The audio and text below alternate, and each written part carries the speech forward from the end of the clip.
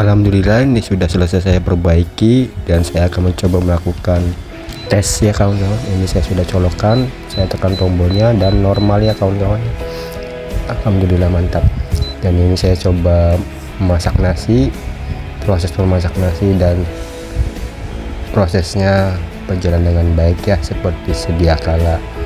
Alhamdulillah kawan-kawan berhasil proses perbaikannya. Rice cooker mini ini sudah saya berhasil memperbaikinya kawan-kawan, mantap.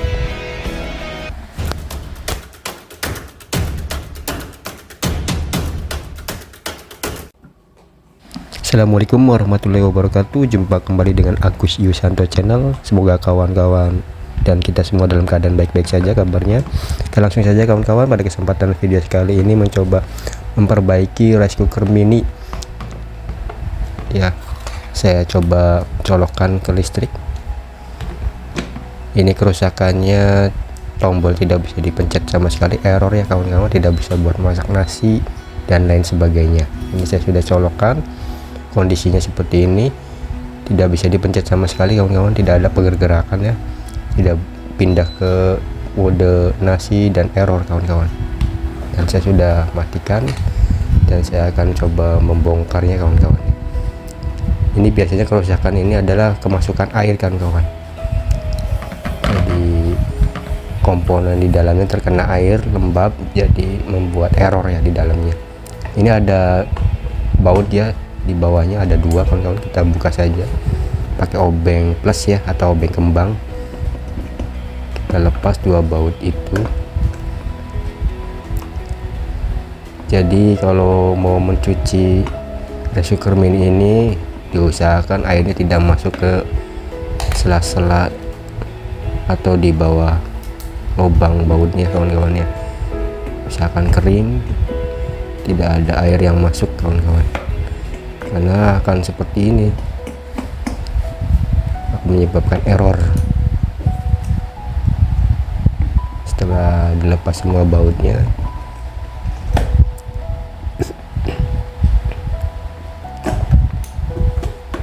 ini bisa buat masak nasi 3 kali makan ya kawan-kawan, untuk anak kos-kosan atau untuk orang yang hidupnya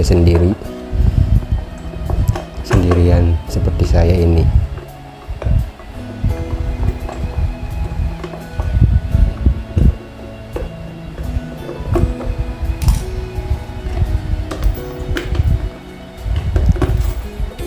Nah, setelah berhasil dibuka bautnya, ada dua baut dia. Mohon maaf ya kawan, agak-agak serak tuh kan, kondisinya ini agak lembab ya karena kemasukan air ketika saya saat mencucinya. Jadi diusahakan air tidak sampai masuk ya, kalau masuknya dikeringkan. Jadi mencucinya cukup dilap-lap aja pakai tisu basah, atau sebisa mungkin airnya jangan sampai masuk ya kawan-kawan. Ini kondisinya seperti ini, lembab di dalamnya, terutama bagian komponen tombol-tombolnya yang di bawah kawan-kawan. Nanti saya akan copot ya. Ini tidak ada kerusakan, tidak ada kabel putus atau copot, hanya lembab saja kondisinya kawan-kawan. Kalau ada kabel yang copot ya tinggal disambung saja ya.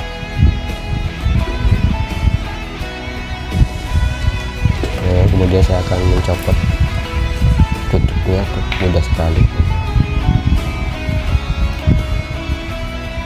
Nah, saya lap-lap saja yang bagian lembabnya itu bisa dilepas ya, saking lembabnya itu. Seperti apa itu jamuran kerak-kerak menempel, karena nasi itu bisa jadi nasi, karena ya itu lembab ya rebusan nasinya. Jadi jangan sampai airnya kebanyakan ya saat memasak nasi, jadi dia melebar, jadi masuk ke sela-sela, jatuh ke dalam kawan-kawan. Jadi sesuai takaran saja antara beras dan nasi, jangan sampai kebanyakan airnya, atau saat mencuci juga hati-hati jangan sampai masuk ke dalam ya airnya.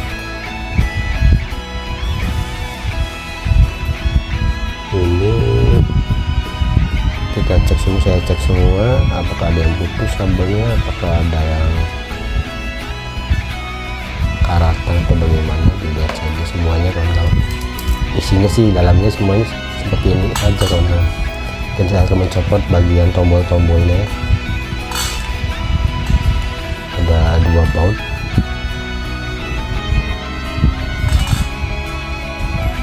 Ini juga sesuatu hal yang sangat penting, bagian komponen ini, tombol-tombolnya.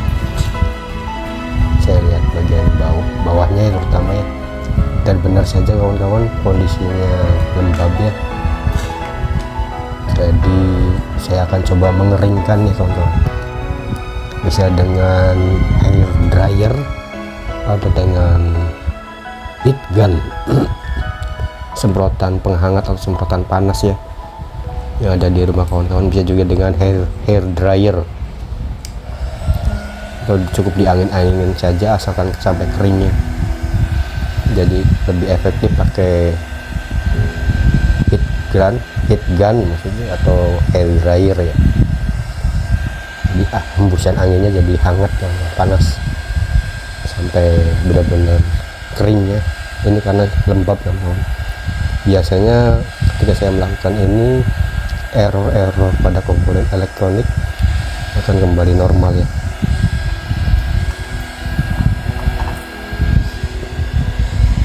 Cukup diangin-anginkan saja sampai benar-benar kering ya, tidak ada lembab-lembab lagi.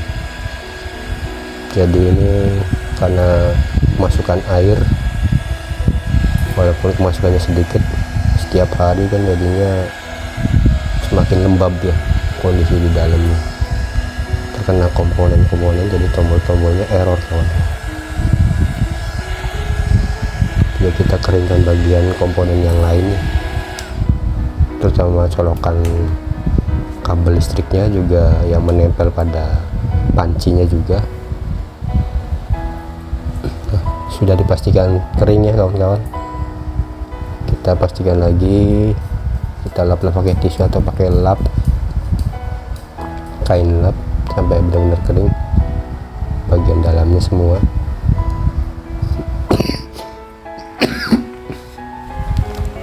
Saya pegang komponen tombolnya ini hangatnya, berarti sudah merata hangatnya, jadi sudah tidak lembab lagi. Kemudian saya pasang lagi 2 bautnya, pastikan terpasang seperti sedia kala ya. Dan untuk memasang semuanya seperti sedia kala, caranya bagian atas dulu masuk seperti pada video. Mohon maafkan kawan, agak serak-serak basah suaranya.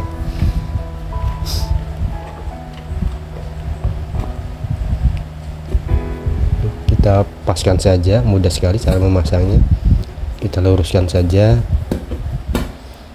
antara lubang baut bagian bawahnya, juga kita paskannya dengan panci, lubang pancinya. Setelah dirasa pas baru kita kencangkan dengan baut dia. Ada 2 baut lagi.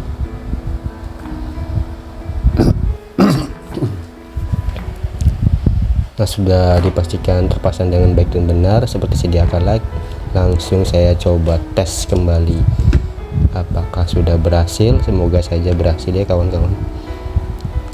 Jangan lupa pasang tutupnya agar tidak menguap. Colokan, bismillahirrahmanirrahim, dan sudah menyala ya, sudah mulai berkedip ya kawan-kawan. Dan ini bisa berpindah-pindah ya lampu kedipnya, itu tandanya berhasil kawan-kawan. Alhamdulillah ya, mantap ya, mantap. Dan ini saya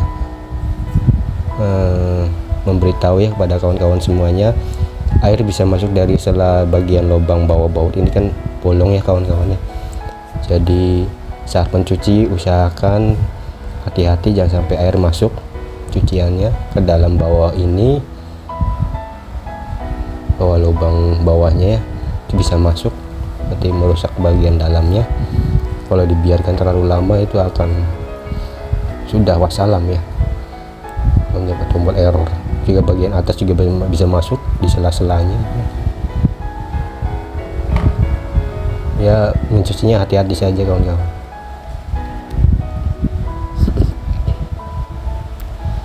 Dan ini saya sudah melakukan proses memasak nasi ya.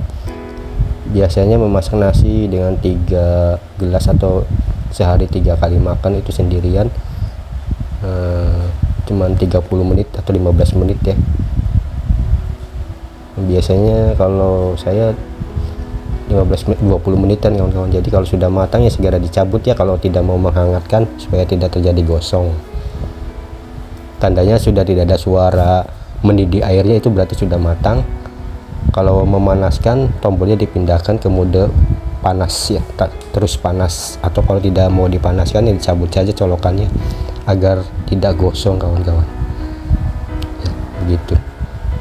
Kita pilih tombol saja ya. Semoga bermanfaat video saya kali ini. Sampai jumpa lagi di video saya selanjutnya. Jangan lupa like, share, komen, dan subscribe ya kawan-kawan.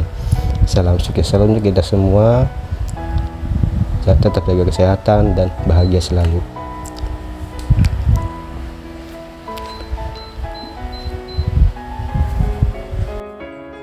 Semoga bermanfaat dan sampai jumpa lagi di video saya selanjutnya. Wassalamualaikum warahmatullahi wabarakatuh.